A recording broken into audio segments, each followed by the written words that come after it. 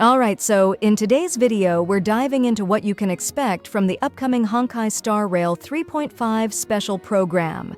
With a title like Before Their Deaths, you already know it's going to be a heavy one, probably packed with lore, big reveals, and maybe even a few surprises we're not ready for.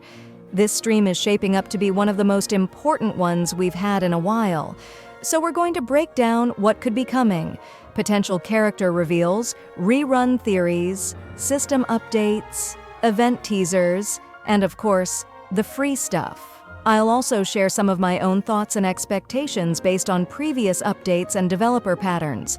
So if you're curious about what's really hiding in this version, stick around. Save up to 25% on the current banners at lootbar.gg. All you need is your UID and server. The link is in the description. The stream goes live on Saturday, August 2nd at 19:30 UTC +8, and depending on where you are in the world, that might mean staying up late or waking up early.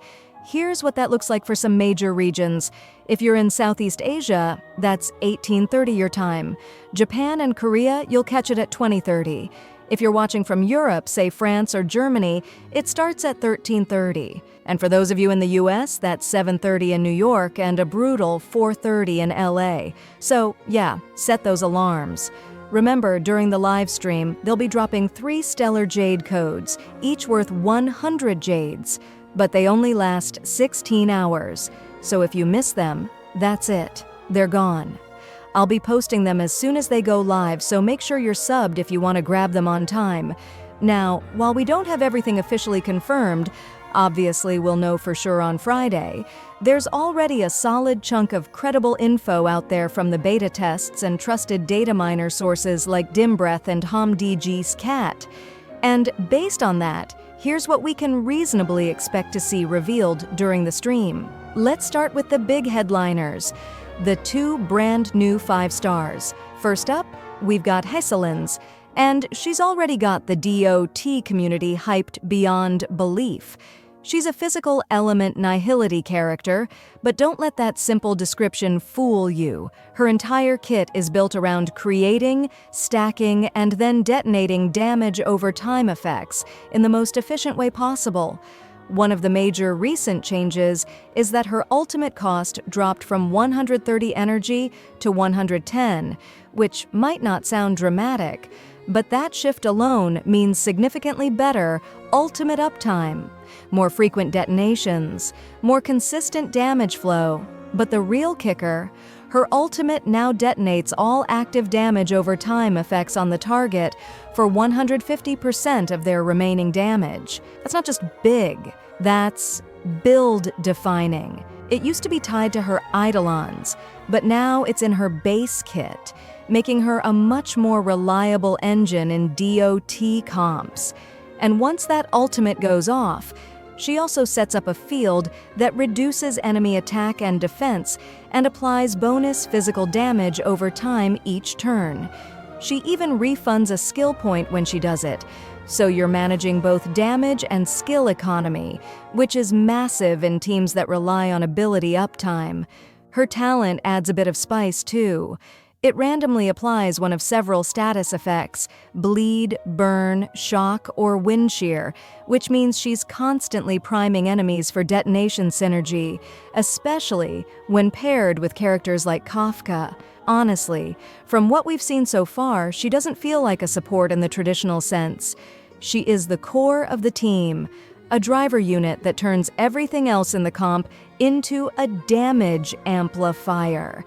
If you've already built Kafka or Black Swan, Hesselins could be the missing piece that pulls everything together. Now, while Hesselins brings raw pressure and DOT management, the second 5-star, Saridra, brings elegance, speed, and support in a very different package. She's a wind harmony unit. And yes, I know harmony usually screams backline buffer, but Saridra flips that idea on its head. Her kit is much more active. She applies something called military merit through her skill, and once she reaches a threshold, she enters a state called nobility. In this mode, her critical damage shoots up, and she gets to use her skill again, for free, with no skill point cost. That kind of skill point economy is absolutely clutch for teams that run tight rotations or need every point they can spare for their DPS. At Eidolon 1, she adds Defense Ignore to the buffed ally, which already opens up some serious combo potential with burst characters like Danheng Imbibitor Lune. And if you're lucky, or, let's be honest, whale enough, to hit Eidolon 6, she grants the whole team all-type resistance penetration, which is basically a way of saying your team starts ignoring a chunk of enemy elemental defenses, not just wind. She even triggers bonus wind damage hits, meaning she doesn't just buff, she actively contributes to the damage loop. Now, what really makes this banner phase special is that the reruns aren't just reruns, they're reworks. And that's not something Hoyoverse usually does. Let's start with Kafka, because her changes are arguably some of the most impactful. Her skill now applies damage over time to all enemies hit, not just the primary one. That turns her into a proper AoE threat. And her talent, which used to feel a bit limited, now triggers on any attack from allies, not just her basic attacks. Add in a new trace that resets her follow-up talent counter, and you've got a unit that feels way more consistent across different combat scenarios. She's no longer just wait for the perfect trigger. She's dealing reliable, scalable damage throughout the fight. Silverwolf, on the other hand, feels like she just came back from a full training arc. Her ultimate no longer hits a single target. It's now AoE, and it applies defense reduction to all enemies. That alone puts her back in the conversation for high-tier supports. Her skill also got a massive quality of life upgrade. Instead of implanting a random weakness, it now matches the element of your first team slot, which makes team building around her way more straightforward. She also starts generating energy from turn 1 and every turn after, and she has a trace that converts effect hit rate into bonus attack, capping at 50%. That doesn't just help her hit more debuffs, it makes her hit harder too. She's now both an enabler and a secondary DPS in her own right. But it's not just characters getting love in 3.5. One of the biggest system updates coming, likely to be detailed during the stream, is the Relic Synthesis Optimization. Basically, when you go to craft relics now, the game will automatically suggest the best main stat combinations based on the character you're targeting. For new players or even veterans trying to gear up side units without melting their sanity, this is a huge win. We're also expecting a brand new exploration zone, and if the leaked images are anything to go by, it's going to be stunning. Think Greco-Roman ruins with massive temples, shimmering skylines, and underground caves lit by glowing crystals. It gives off major Aeon lore vibes, so hopefully we'll get some deeper story ties to the gods themselves. Maybe even nods to the future factions beyond Penacony and Luofu. And speaking of flavor, there's a new event coming too, supposedly themed around a restaurant or food festival. It hasn't been confirmed by Hoyoverse yet, but visuals have leaked, and it kind of looks like a follow-up to those meme-heavy anniversary campaigns. On top of that, Hesselins and Saridra are getting phone case cosmetics, with designs that tie into their lore.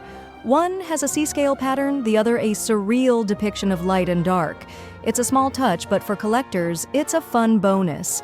So yeah, version 3.5 is looking like a love letter to DOT fans, speed rotation players, and anyone who loves high synergy teams. The buffs to rerun units feel fresh, not forced, and the quality of life changes round everything out beautifully. But what about you? Are you planning to go all in on Hesselins and Kafka for that perfect dot engine?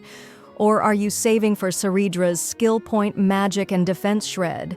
And how do you feel about reruns getting meaningful updates? Should Hoyoverse keep doing this? Let me know in the comments, and if you want to stay up to date with everything Honkai Star Rail, leaks, analysis, meta builds, don't forget to subscribe. I've got more content coming your way, especially after the live stream. Catch you then. Save up to 25% on the current banners at lootbar.gg. All you need is your UID and server. The link is in the description.